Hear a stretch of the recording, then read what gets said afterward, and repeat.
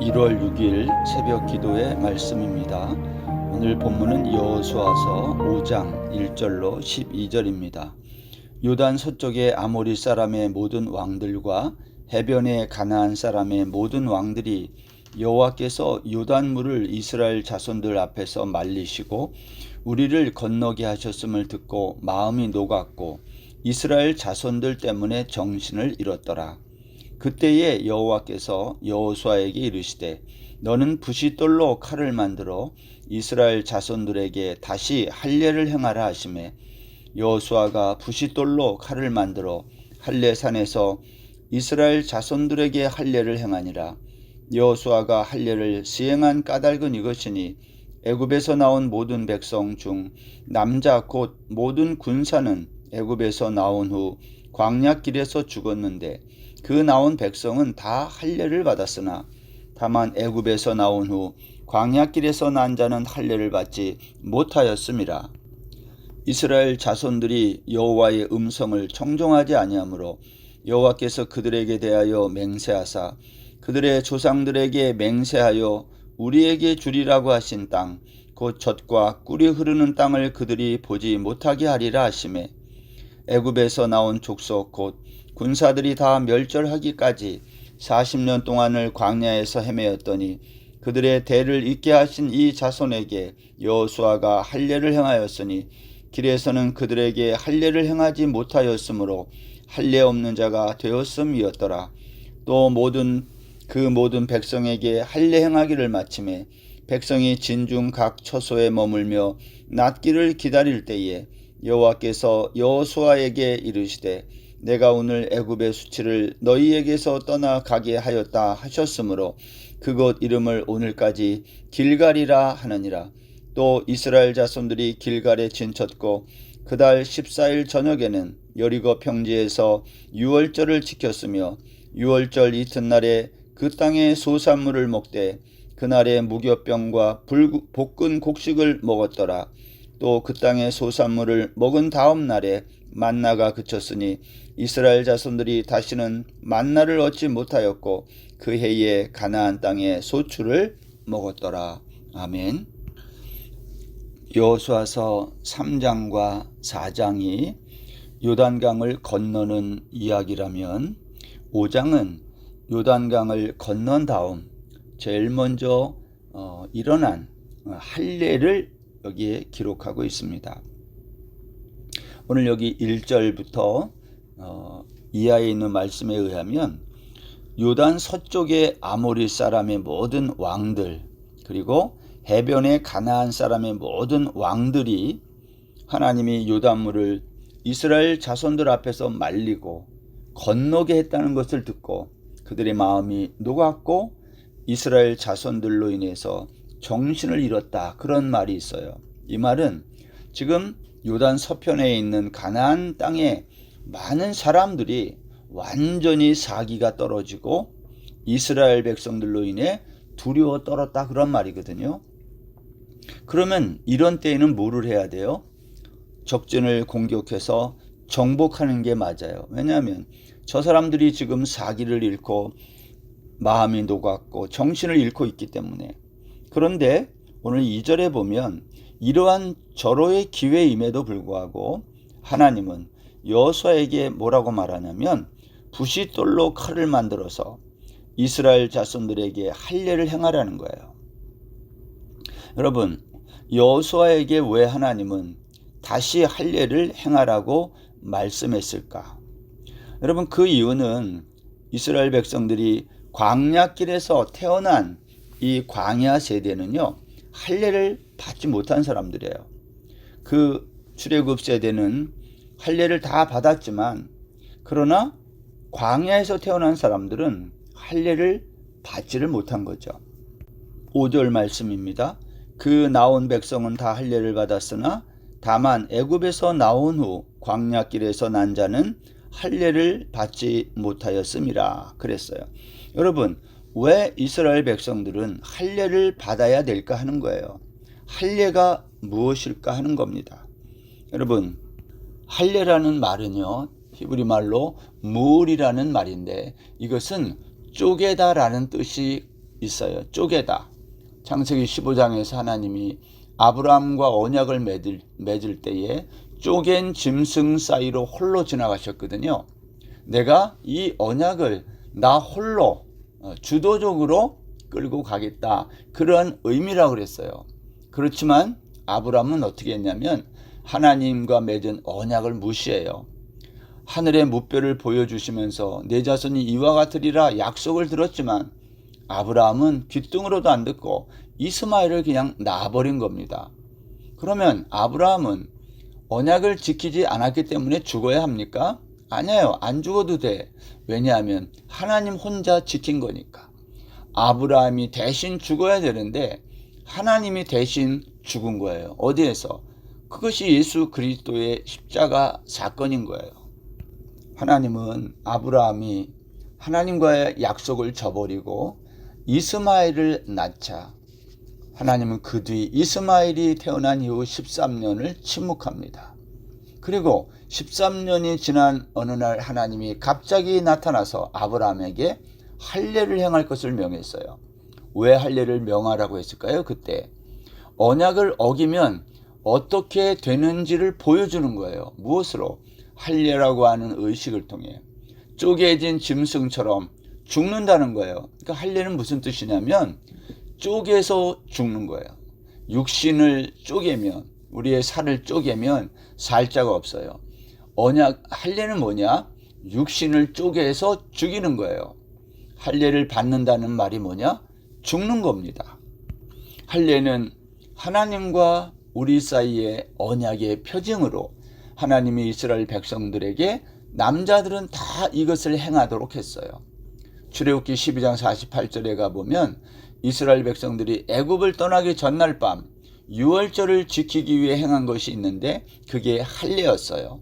너희와 함께 거류하는 타국이니 여호와의 유월절을 지키고자 하거든 그 모든 남자는 할례를 받은 후에야 가까이 하여 지킬지니 곧 그는 본토인과 같이 될 것이나 할례 받지 못한 자는 먹지 못할 것이니라. 무슨 말입니까? 할례를 행한 자만 언약의 백성이고 그 백성만 출애굽할 수 있다는 거예요. 할례는 한마디로 살에 새긴 하나님의 언약입니다. 여러분, 살에 새긴 하나님의 언약, 이게 할례인데 바울 사도는 이 할례를 골로새서 2장 11절에서 이렇게 말했어요.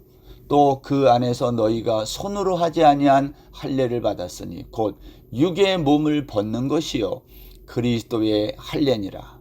손으로 하지 아니한 할례란 그리스도의 할례. 다시 말하면 십자가에서 예수님이 그 살이 쪼개져 죽은 십자가의 사건을 말하는 거예요. 바울은 그것을 육의 몸을 벗는 것이다 그랬어요. 할례는요, 살을 쪼개어 죽이는 겁니다. 동시에 육의 몸을 벗는 거죠. 결국 죽음을 의미하는 거예요. 바울 사도는 골로새서 2장에서 할례란 뭐냐? 육을 벗는 것이다. 다른 말로 하면 죽는 거예요. 따라서 하나님이 아브라함에게 명하신 할례는 단순히 할례하는 그 행위 자체에 있는 게 아니라 할례를 통해서 죄성으로 가득한 우리 육의 몸을 벗는 거예요. 죽는 겁니다. 할례를 행함으로 육신의 생각, 불신앙, 불순종의 삶을 끊어내는 겁니다. 그래야 영원히 사는 겁니다. 예레미야 선지자도 할례에 대해서 이렇게 말했어요. 예레미야 4장 4절입니다. 예루살렘 주민들아 너희는 스스로 할례를 행하여 너희 마음에 가죽을 베고 나 여호와께 속하라. 그리하지 아니하면 너희 악행으로 말미암아 나의 분노가 불같이 일어나 사르리니 그것을 끌 자가 없다. 왜 예레미야는 마음의 가죽을 베라고 했을까요? 당시 이스라엘 백성들이 율법을 지켰지만 악행은 멈추지 않은 거예요. 왜냐? 마음의 할례를 행하지 않고 육체의 할례만 행했기 때문에 이것이 하나님의 분노를 가져온 거예요. 할례는 우리 몸의 살에 새겨 넣은 하나님의 언약으로 영원히 지울 수 없는 겁니다. 바울 사도는 할례에 대해서 설명한 다음에 이어서 골로새서 2장 12절에 보면 또 세례를 설명합니다. 이렇게 돼 있죠. 너희가 세례로 그리스도와 함께 장사되고 또 죽은 자들 가운데서 그를 일으키신 하나님의 역사를 믿음으로 말미암아 그 안에서 함께 일으키심을 받았느니라. 할례에 이어서 세례를 언급한 이유는 이 둘의 의미가 같다는 겁니다. 할례는 쪼개서 죽이는 거고요. 세례는 물에 빠뜨려 죽게 하는 거예요. 이 둘은요 모두 죽음과 관련이 있어요. 그리고 이 둘은 모두 다 예수 그리스도의 십자가의 죽음에서 그 의미가 분명해진 겁니다. 바울은 고린도 교회에 보낸 편지에서 이스라엘 백성들이 출애굽할 때 홍해를 건넌 사건을 세례받은 사건이라고 설명한 거예요. 여러분, 모세가 홍해 건널 때에 이스라엘 백성들에게 한 사람씩 세례를 주지 않았어요? 그런데 바울은 홍해바다를 건넌 그 사건을 세례라고 말해요. 왜냐? 이스라엘 백성들은 홍해가 갈라져 그 바다에 들어가면서 다 죽었기 때문이에요. 그런데 다 죽은 백성들이 홍해에서 나올 때 다 살아서 나온 겁니다. 애굽에서 보면 다 죽는 거지만 반대편 광야에서 보면 다 살아나오는 거예요. 여러분, 이것이 우리에게 주는 메시지가 뭡니까? 홍해를 건넌 이스라엘 백성들은 다시 애굽으로 돌아갈 수 없다. 왜냐? 홍해길이 없어졌기 때문에. 이걸 세례라 그래요. 세례는 애굽에서 살던 옛자가 죽고 새로운 피조물이 되는 사건. 이제 남은 것은 약속의 땅 가나안을 향하여 가는 길만 남은 겁니다. 바울은 이것을 말하는 거예요. 우리가 세례받은 다음에 애굽으로 옛자로 돌아갈 수 없다. 우리가 세례를 받으면 할례를 받았다는 것은 구원받은 이후에 사탄의 지배에서 벗어나 하나님의 자녀가 되었다는 거룩한 사건인 거예요. 그런데 이 할례를 지금 요단강을 건넌 이스라엘 백성들에게 하나님이 다시 할례를 다 받도록 했다는 거예요. 이것은 이스라엘 백성들이 누구인지 이스라엘 백성들의 정체성을 설명하고 있는 겁니다. 너희들은 애굽에서 노예 생활하다가 나온 그러한 애굽의 그러한 모든 영향을 받은 옛사람, 옛자아를 다 벗어버리고 거룩한 새 사람의 옷을 입어야 된다, 그런 말이에요. 그래서 여기 10절 말씀에 보면 이스라엘 자손들이 길갈에 진치고 그리고 그달 14일 저녁에 여리고 평지에서 유월절을 지키고 11절에 가보면 유월절 그 다음날 그 땅의 소산물을 먹고 그날의 무교병과 볶은 곡식을 먹었다 그랬어요. 12절에는 그동안 40년 동안 내렸던 만나가 그쳤고 이후로 이스라엘 사람들은 다시는 만나를 얻지 못하고 가나안 땅의 소출을 먹었다고 말하고 있어요. 여러분, 이게 무슨 말입니까? 이스라엘 백성들은 할례 받은 이후에 그들은 전혀 새로운 가나안 땅, 하나님이 약속한 이 땅의 언약의 백성으로 살아가기 시작했다. 그래서 유월절을 지키고 또 그 땅의 소산물을 먹고 이제 광야에서 먹었던 만나는 그치고 새로운 시대가 시작되고 있음을 우리에게 보여주고 있는 것입니다. 이스라엘 백성들은 가나안 땅의 백성들과는 전혀 다른 삶을 살아야 될 거룩한 백성임을 할례라고 하는 이 사건을 통하여 보여주는 거예요. 할례는 옛자가 죽는 겁니다. 살을 쪼개어 죽이는 거예요. 세례도 물에 빠져 죽는 겁니다. 옛사람이 죽어야 새 사람으로 다시 거듭나는 거예요. 그것을 우리는 하나님의 구원이라고 말하는 겁니다. 구원받은 하나님의 백성들은 이제 하나님이 통치하는 그 가나안 땅에 그 소산물을 먹으며 이제 하나님의 백성으로 살아가기 시작하는 거죠.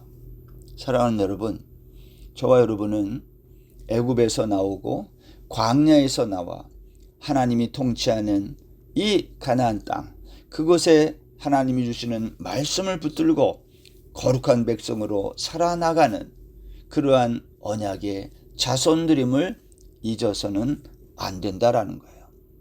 오늘 요단 서편에 가나안 백성들이 정신이 혼미해졌을 때 공격하면 되는데, 오늘 성경은 그 절호의 찬스를 할례를 행하며 오히려 할례 행한 그 몸의 상처가 낫기를 기다리는 이러한 위험한 상황을 왜 만들었겠어요? 뭐가 중요하냐는 거예요. 사랑하는 여러분, 그리스도인에게 중요한 것은 하나님의 말씀을 붙들고 하나님의 약속을 의지하여 그 말씀대로 사는 것입니다. 오늘 하루도 이 약속의 말씀을 의지하고 붙들고 몸에 새기는 하나님의 언약을 받은 백성으로 오늘 하루도 믿음으로 힘있게 전진하는 저와 여러분 다 될 수 있기를 주의 이름으로 축원합니다.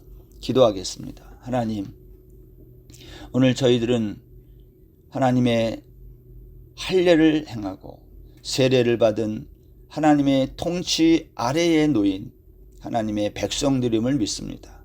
오늘도 할례 없는 자처럼 살지 않게 하시고 약속의 말씀을 붙들고 하루하루를 믿음으로 전진하는 말씀 듣는 모든 성도들 되게 하여 주옵소서. 예수님의 이름으로 기도드립니다. 아멘.